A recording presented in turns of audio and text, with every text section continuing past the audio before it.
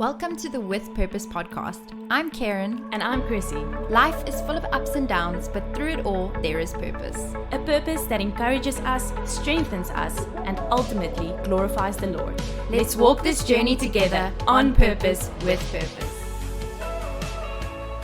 Hi everyone, and welcome back to the With Purpose podcast. In today's episode, we'll be discussing purpose in the desert. We'll explore how God allows us to experience seasons of refinement, where we find ourselves reaching out to Him in desperation, only to discover that our help truly comes from Him. Joining us today is Alison Hallet, or Alli. Yes. And she will be sharing her journey through spiritual dryness, health struggles, and how God meets us in our brokenness, reigniting our all for His truth. And if you've ever felt spiritually stuck, physically drained, or questioned why God allows us to face trials, this episode is for you. Let's lean in as Alli talks about how Scripture became her lifeline and how God's sovereignty changed the way she understood her purpose.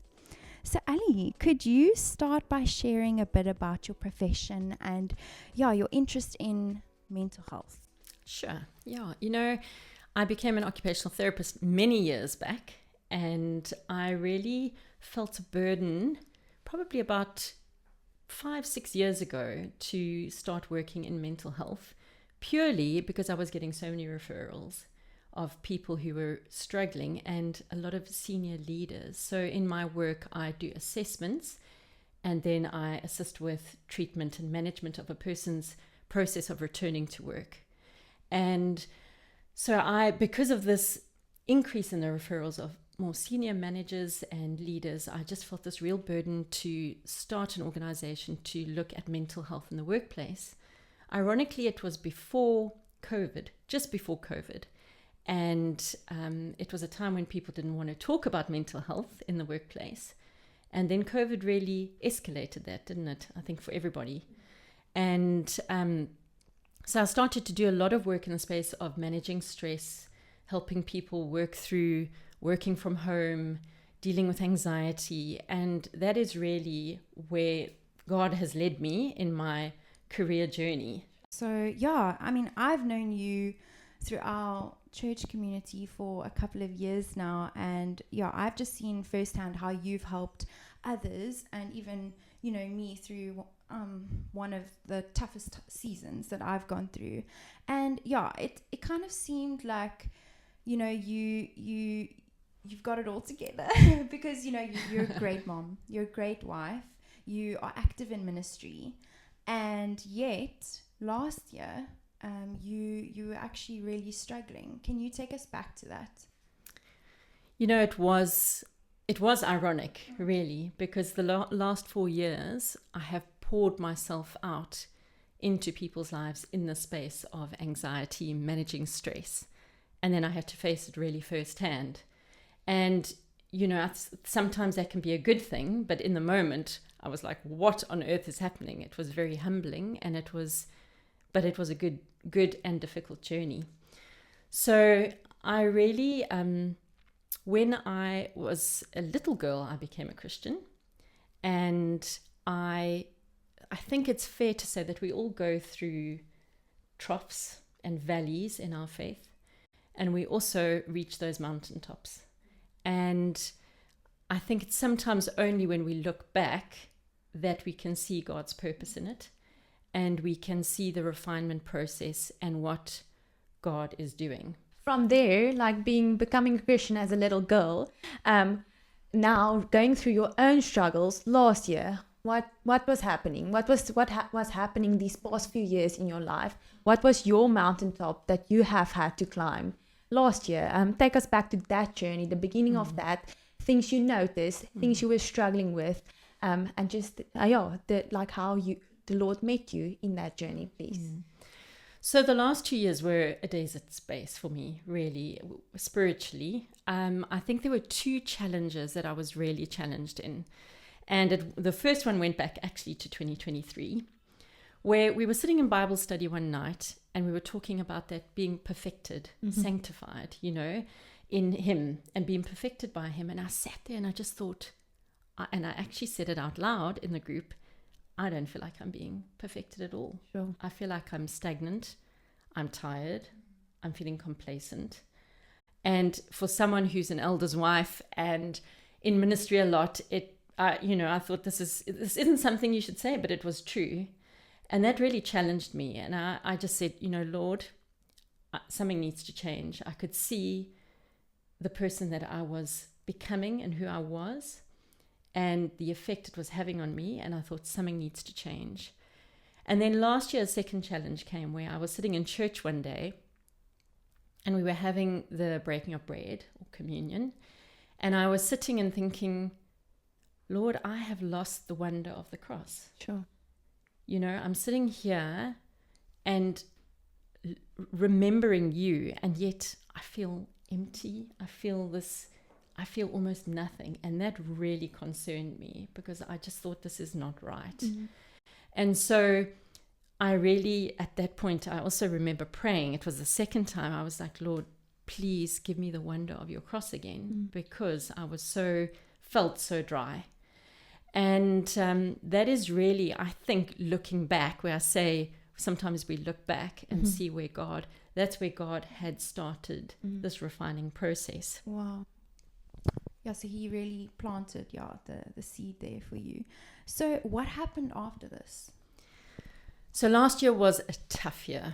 I had a lot of work and it was more than I could manage, really, with family pressures, as well as Dave and I had a lot of various ministry things that we were involved in.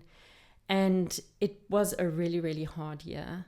And over the year, I started to notice that I was getting tired. I was worn out. I was feeling just blunt in my emotion, feeling like I just didn't feel compassion as I should. And I started to also experience a lot of physical symptoms. So it started really with my vision. So off I went to the optometrist, had my eyes checked. Then I started getting sort of tinnitus in my one ear. I started getting then shortness of breath and chest pain. Pain down my arm. These symptoms are really scary. They were. Yeah. I really did think there were points where at work where I thought I'm gonna have a heart attack. Yeah, sure. It's quite hectic symptoms, sure. Yeah. Totally. Yeah. And the problem was that I think the worst was severe anxiety. Wow. I had never in my life felt anxiety like that. And with it, I was irrational. Sure. I was feeling worthless. I was insecure. All these feelings were just building and building and building. And because of that, I just thought, pull yourself together, girl. You're just anxious. You're tired. You're probably a bit burnt out. Keep going. Holidays are coming. And as the year progressed, it got to about August, September, when it all started to unravel. Wow. And so it was when my husband got a new job. So we were under a lot of pressure, and he'd started a new role. And he went to Europe for 3 weeks. And unfortunately, everything unraveled in that time. So to this point, the anxiety had been severe, but I was just soldiering on, putting on a brave face and thinking, you're losing it, girl, keep strong. And eventually, though, I think it was a week he had gone, I thought, I have to go to the doctor. Because to be honest, I thought at my age, I'm 49, I thought the big 50 is coming, which means menopause is probably coming. So I'm probably dealing with perimenopausal symptoms, because of the emotions, because of all these weird, you start reading up Google Doctor and start figuring out what it is. We all do that. Exactly. And so I really started to think, okay, this is hormonal. Sure. And there probably was an element of it. So I thought, let's go to the doctor and see if I'm perimenopausal, can she do anything for it? Or I'm burnt out. So off I went to the doctor, and I just said to her, could we possibly just get a blood test done and just check what's going on? And so we did it, and it came back that my iron levels were critically low, to the point that she sent me for an urgent iron infusion the next day. And that's when things really unraveled and I crashed. So my husband was away. My 2 older kids were at university in Stellies. and my youngest was at home with me, and I just crashed. And I had the infusion, had an adverse reaction to the infusion, so I landed up in ER. My poor kids from Stellies had to come through and get me to ER. Managed this person who they didn't know, because I've always been this very energetic, very healthy person. Suddenly I was hardly functioning. I then had to go for a gastroscope and a colonoscopy, and they perforated my colon. So I was then admitted again, and I had to, stay on a drip for a couple of days. I was very fortunate that that closed on its own. And then a couple of weeks later, I went under anesthetic. I say it like that because I'd never been under anesthetic before. Wow. So that in itself was also terrifying for me. Yeah. And so, it was a lot to manage. Yeah. And here I was, this person who coached and spoke on burnout and on stress, and I was the one who had crashed. Yeah. And this was all happening in that 3 weeks while Dave was away. So it was a long build up, but then all of a sudden, in a short time period, things just came and unraveled basically for you. Totally. Yeah. It was a terrible experience. Yeah, it was grueling, actually. It was a grueling experience. I can honestly say it was probably the toughest journey of my life, those last 6 months of last year. The three things, things I really experienced when I think on it was I experienced such fear. There was fear for me personally, mostly because of my emotions. I couldn't control it. The anxiety, and I was glad to know that this had been brought mostly on because of my low iron, which I didn't know low iron could do. So good note to all the ladies out there and young ladies to keep a check of your iron levels. Wow. But, there was the fear around that out of control, irrational thinking, completely anxious about everything. And then the second thing was this fear of the physical, the needles, the scans, the anesthetic, the not knowing at one point whether I had possibly cancer or something, in a life-threatening condition, because we had to explore all options. Yeah. So there was that fear. I think secondly, I was just really aware of my brokenness. That I think sometimes when we're taken to that place of vulnerability, a place where we aren't in control, we are made aware of our sin. And for me, I believe this journey, whilst there was a physical element to it, I think God took me through it to bring me to a point of realizing a need to forgive, to really face into my brokenness. Where was my identity? Who was I looking to make me feel better about myself? Where was my self-esteem? Where was my confidence? And who was I trying to impress at the end of the day? And over time, I just had probably been relying on others around me instead of really focusing that on the Lord. And so I think he took me to the place of real brokenness. But I think the biggest thing was I felt so alone. I can honestly say I felt abandoned. There was one night in particular where I experienced this real sense of abandonment, because it was in a period when Dave was away and I had the infusion, and I thought I was going to die in the night, because I'd wake up with a feeling like my body is lead, I cannot move. And I remember lying in bed one night thinking, I can't get up. And it was only my daughter at home, who doesn't have a driver's license or anything. And I lay in bed going through a list of people from church, in the community, who can I call? Because I don't have my husband there, kids aren't here.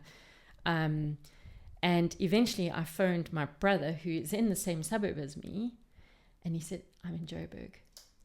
And that feeling of abandonment. So I just felt really alone in that night, but on that journey of 6 months. And I think when we are in anxiety, when we are dealing with these difficult things, we can so often feel all these things, the fear, that real brokenness and that real feeling of being abandoned. Yeah. Sure. So, from recovering physically, you've had the iron infusion. You had to recover from the other complications. Emotionally and spiritually, how has your recovery been since then? Yes, I think the recovery journey has been. It's taken a while. I'll be honest. In terms of facing into the fear, and I have certainly, with the iron, as the iron levels have increased in my body, it's been quite remarkable how the anxiety has disappeared. Sure. Look, I still believe hormonal elements are at play. And I think the reality is, as women, we deal with that so much, don't we? And for some, that can translate into anxiety, fear, overwhelm, overthinking. So the reality is, I'm going into that stage, whereas, and for any others out there who are dealing with this as perimenopausal, it's difficult. And it's a stage we don't talk about a lot. We prepare for all sorts of other things, but we don't always talk about this quite openly. And it's ongoing. It's not like, with the iron, with hormones, everything, it's not an overnight thing. No. It's an ongoing thing that you're dealing with.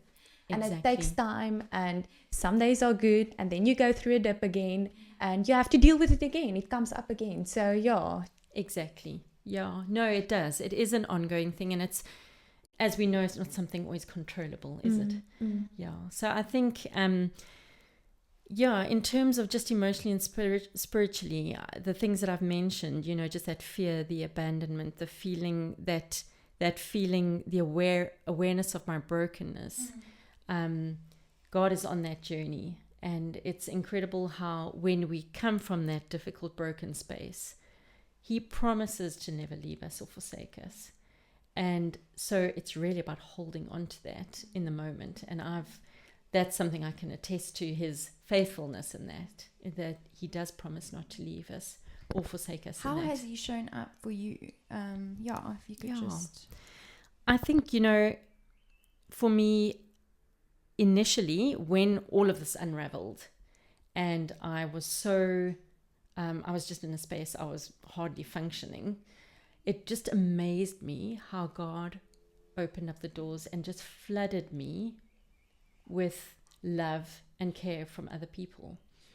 And actually, when you're giving out a lot and you're not getting topped up, it just overwhelmed me with the people, the community who came alongside me, meals and gifts and calls and people popping in, and just that sense of care was like, I just realized church community is just so important, because that's what I really had. And my friends and the community around me, neighbors down the road heard and had come along and helped. And so He provided, and I think that's what He does. He provides even the practical things. So while spiritually, emotionally comes alongside us, He also provides the practical things for us.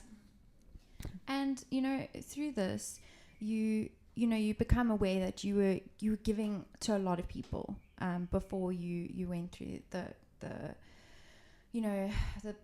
patch where it was so difficult for you. Your focus was maybe on your husband, on your kids, on your patients and other people, and serving in the church and giving. Your time was taken up, and then you came to that realization that you actually need to focus on Him and rely on Him and all that.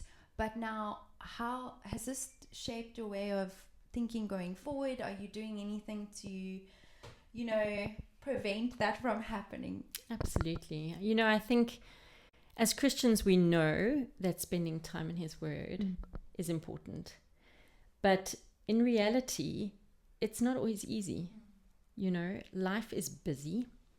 We have demands. You get up in the morning and it's go, go, go, and you get to bed late. And then it's, am I going to put the alarm a little bit earlier to spend that time with Him? The intentions, if I'm completely honest, are always there. And whilst being busy and serving Him and providing help to others in ministry is a thing that we should be doing, we need to be topping ourselves up in order to do it. and to allow ourselves to be that vessel, because if we're not topping ourselves up, we are going to potentially land up. And I think there, if I look back over those last 2 years where I said it was a desert space, it was busy. We had a lot of change in our home. We had kids leaving home. There was so much adjustment. And I got caught up in the being busy and the serving. And I neglected the really good, solid times with the Lord. It wasn't to say I wasn't spending time with him. I was still praying every day. I was having that quick devotion, or the devotion with my husband, or, things like that. But I wasn't necessarily really sitting down and building my relationship with him. And that's why I say, I think we go through valleys and we're on mountaintops. And our mountaintop experiences come when we're really in his word. And so for me, in the time when I was really, really broken and I felt completely, honestly desperate, I had verses up around the house, on my fridge, next to my bed. I had devotions all over, and I would literally go from hour to hour. And I'm not exaggerating. And I'd say, Lord, I need a verse for the next hour. And I would go to a corner in the house. I'd open up the devotion there, and the word that he gave me was perfect. And so I think that was a big learning for me, was that even when we are not in a space where we're spending that really quality time with him, is to know that he can speak to us, but we have to seek him, and we have to reach out to him. We have to ask him, and we have to be honest and open with him and say, I am desperate. Like, I would literally say that, Lord, I'm desperate. Like, give me something, please. And I really believe he meets us there in that broken space. As you're speaking, I'm thinking about Mary and Martha. And I think we all tend to be Marthas, in a sense that we tend to we are like most of our days we tend to be busy, and we tend not to sit still. And I've always been jealous of Mary. Because I am a Martha, I am busy, and I've always been thinking, like, how was her instinct to be quiet, to just go sit, to just go listen, and not be busy with serving. And then when we went through our toughest time, the thought came to me, and I thought, I wonder what was Mary going through? In what season of life was she? Because I think that stripping off, that desert place, that really desperateness, the Lord brings us to those points, and it's only then, or for most of us, where we actually go sit, where we actually draw close to him, where we stop with everything because we just don't have the capacity, and we look to him. That's like one of the, if we have to take a good thing out of our sufferings, a good thing out of our hard desert seasons, it might just be that the Lord then quiets everything and pulls us closer to him. And isn't that beautiful? I mean, we're almost forced to work on our relationship with him. And what do you think? Do you think that this is why he allows these trials? Why do you think he allows these things to happen?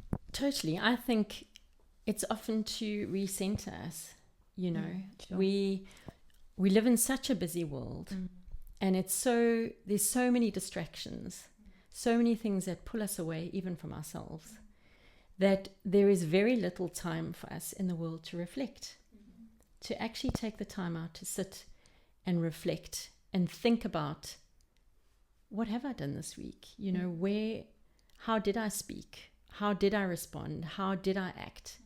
That self-awareness, we lose it because we are so busy and absorbed in what the next thing is we have to do, or so distracted by the next post or the message that comes through on our phones, that we don't take the time out. And it's only when we really take the time out and sit at his feet and are completely honest and open, stripped of everything else, that we learn more about him, and that he's actually able to open our hearts and our minds to areas that do need to change. And that is painful, I can assure you. It's painful. But it really is worth it, because that's what he wants to do in here. That's why we're here. We're here to be refined and perfected, and to grow in our relationship with him and to glorify him, you know. But if we're so absorbed in our own little lives, we don't get the privilege of being changed. Yeah. Wow. That's amazing. It really helps. I feel, you know, for me, something that I've struggled with is, you know, opening up my Bible in those seasons. And I feel like knowing this, that he wants to refine us, it like almost encourages you to go, okay, I'm going to take that step and open up my Bible and allow him to do that. Because it's better for me, and it glorifies him. And it's just, I don't know, I find that so encouraging. Almost being expectant. Yeah. He's doing something. Yeah. I know he's doing something. And I'm allowing him and trusting him to be doing something even in the desert of our lives. Sure. So how has this enriched your faith and understanding of God? Sure. Yeah, I've learned a lot through this about him. And I think the first thing is that, and I had to really hold on to this, because I had to say, where is my identity really? You know, where am I trying to find the things to make me feel better about myself? And I was really challenged on that. You know, when you look into deep insecurities you have about yourself, you only face into those in a broken space, or in a space where God is working. And so it was really the reminder that God has created us, you know. He knows me, he knows you, he knows our vulnerabilities. In fact, he knows me better than that I know myself. So why wouldn't I entrust everything to him, or be honest with him when he knows it all already? And I think that was something that I just was reminded of, that he has created me and he knows me. So be honest and authentic and open. Don't put on a facade or a face with him, or don't avoid him. Sure. Because he knows it all already, the good, the bad, and the ugly. And actually, I think just adding to the previous comment is that not only does he refine us, but he's gentle. Wow, you know, in the brokenness, he's gentle about the refining, in the way he refines. He's not like a taskmaster who brings a big stick and smack, you naughty, you did this. I think we do that enough to ourselves when we realize and are aware of the things we do wrong.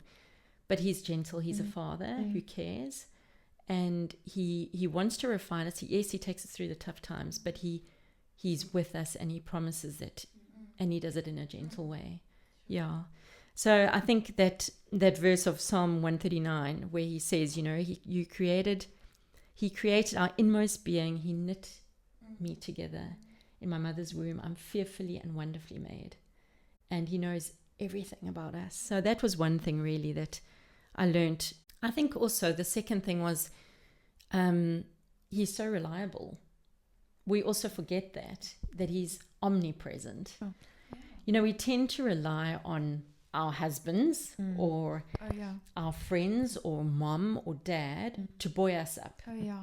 You know, we just tend to do that, and it's quite unfair actually on them, because just like we're going to disappoint them, they're going to disappoint us. Whoever we rely on in this world is going to disappoint us at some point, because they are human just like we are. And I think that for me was a very big lesson of, I can't rely on those people around me to understand where I'm at and to buoy me up at this time, because he created me, he knows me, he knows where I'm at. And so, yeah, for me it was that he's present. And again, that verse and that I kept on thinking about was that, where can I go from your spirit?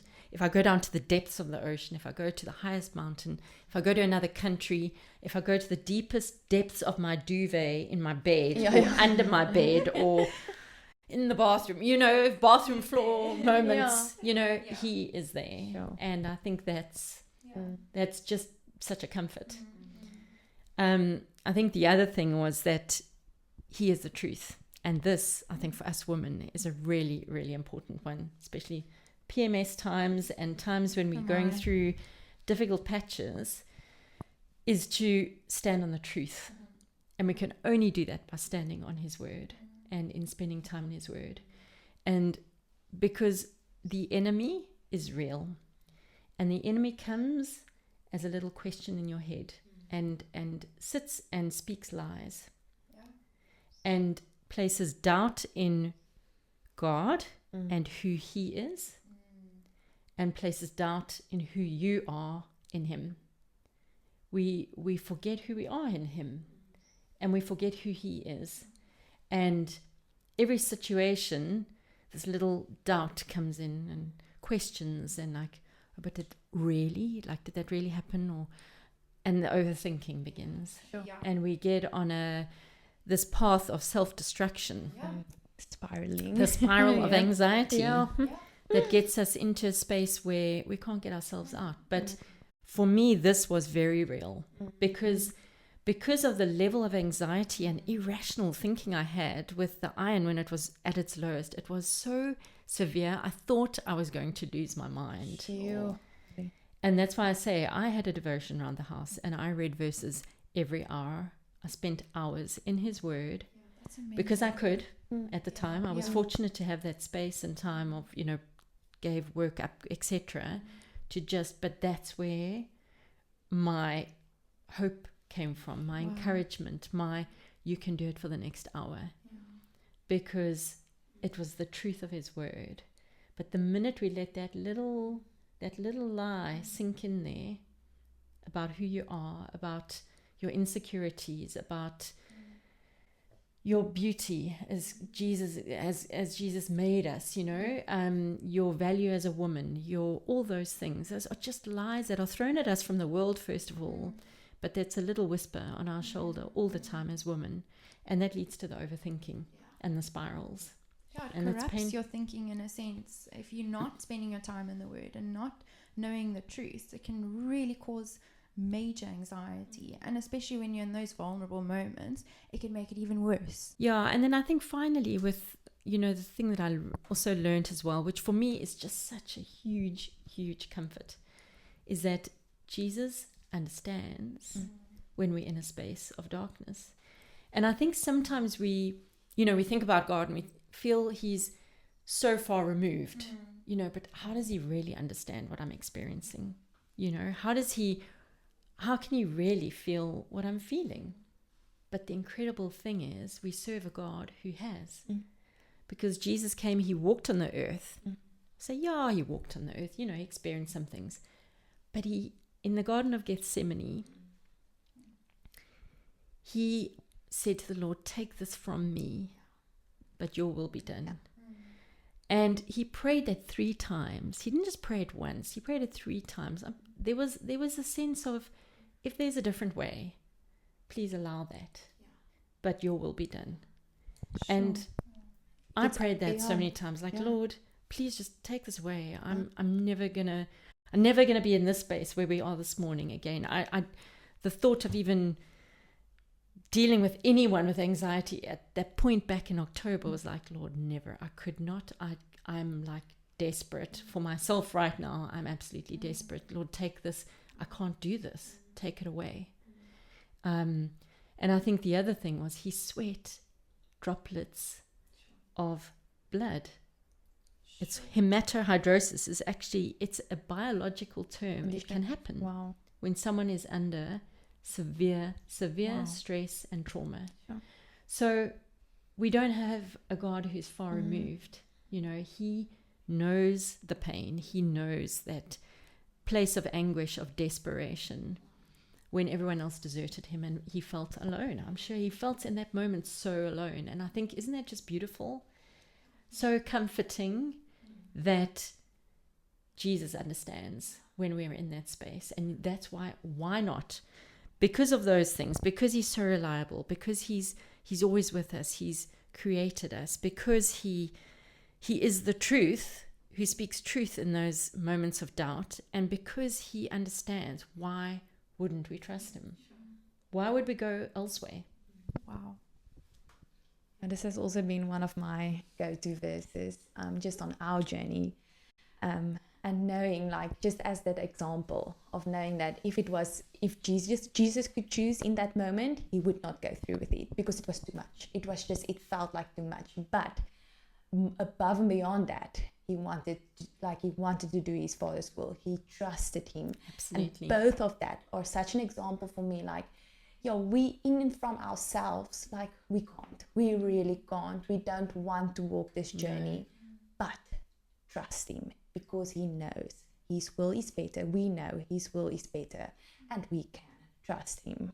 Absolutely. Yeah, so is there anything you want to leave us with today?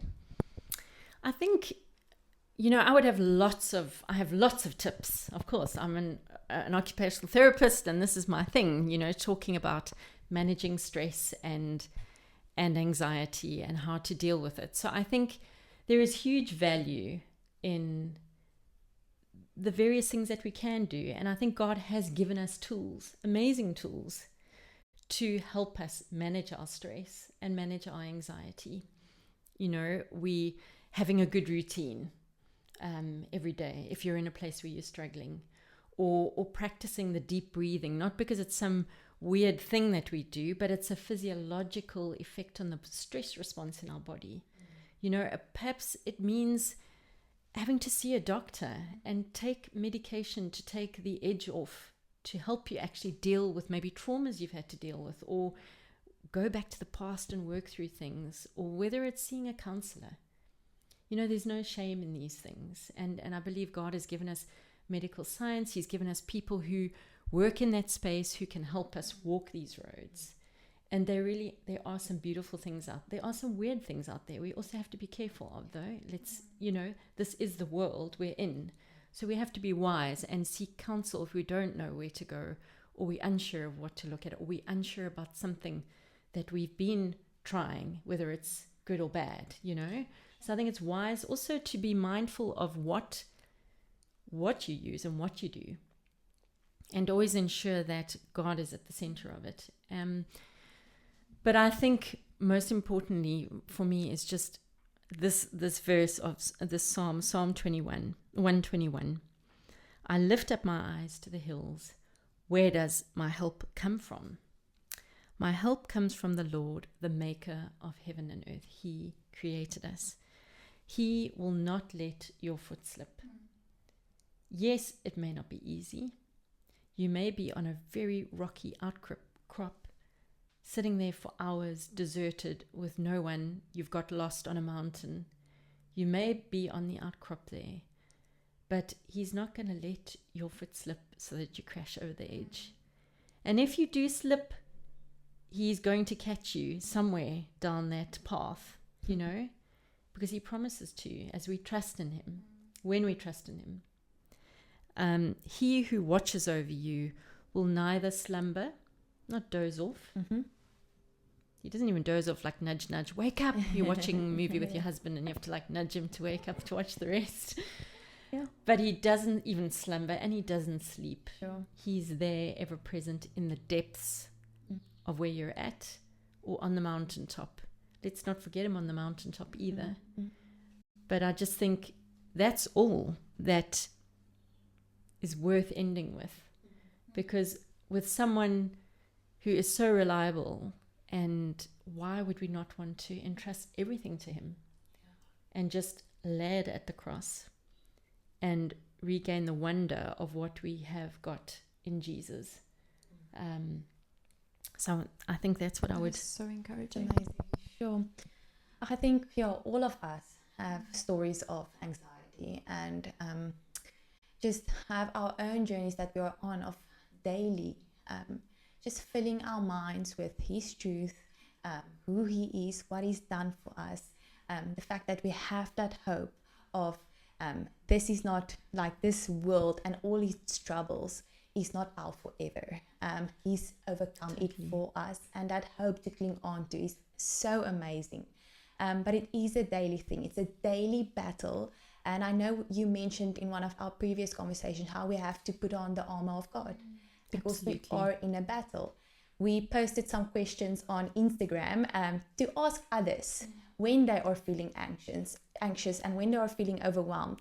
What are the things that they tend to do? And a lot of people have said, like worship music, put on worship music, scripture, maybe exercise, and your breathing exercises. I saw that one as well. And just shifting your focus to the things you can be grateful for, not getting consumed by the things that's hard and troubling. But a lot of, I've been reading a book by Alli who we love. And the book is You Are Not Enough. And the whole point of the book is how we can't be both the solution, the problem and the solution. We need to find a solution outside of ourselves. And that's just what you've been saying, Alli. Like a lot of the things that we get taught, breathing exercises or even therapy, those are short term. That's not a long lasting solutions. The only long term lasting solution to our troubles, to our anxieties are the Lord, and to look to Him and to find all the holes that we have that needs to be filled, to fill it with Him, His truth, who He is, what He's done for us, and to trust Him to give us that everlasting peace. And I think that's one verse that I want to highlight today is John 14 verse 27, where it says, "Peace I leave with you, my peace I give to you, not as the world gives do I give to you. Let not your hearts be troubled, neither let them be afraid." He gives, He provides in a different matter. The way He gives, the way He helps us when we're feeling anxious is in a way that the world can't. And we need to find our help in Him. Coming to our segment of Purpose in Action. Yeah. And this week, we want to challenge you to bring your anxieties and your troubles and the feelings of being overwhelmed to the Lord, and purposefully getting away from social media, getting away from those worldly ways of dealing with these things, and filling yourself with His word, and filling yourself with like becoming in quietness, in prayer before Him, and asking Him to be your help, your solution to this problem of anxiety. We would love to. I think it would be on that point to be good to reflect on that. So once you have done that, once you have implemented leaning on Him instead of the other things, reflect on how it's actually changed your perspective and how it's made you cope with that anxiety. And we'd love to hear from you if it has helped you, and share it with your friends as well. We just want to thank you so much for joining us today. It's been lovely. We will definitely have you on future episodes. I'm sure we can talk about menopause and all those lovely topics. We'd love to have you on again. And thank you for sharing your story. And we just want to give a shout out. Yes. One of Alli's ways, like one of your passions and the things the Lord has blessed you with, is a pop-up coffee shop. Yes. Go follow. Please. It's called the 1979 75. 75. I'm 50 this year. It's your birthday. No, it's my 50th, for my 50th year. Yes. Amazing. Okay, so the 1975 pop-up coffee shop. Please, we'll leave the link in the description. Go check it out. I can say firsthand, your baking is on another level. Thanks, and so please go check that out. And if you enjoyed today's episode, please don't forget to subscribe, leave us a review, and share it with a friend who needs encouragement. And remember, every day is an opportunity to live with purpose and to the glory of God.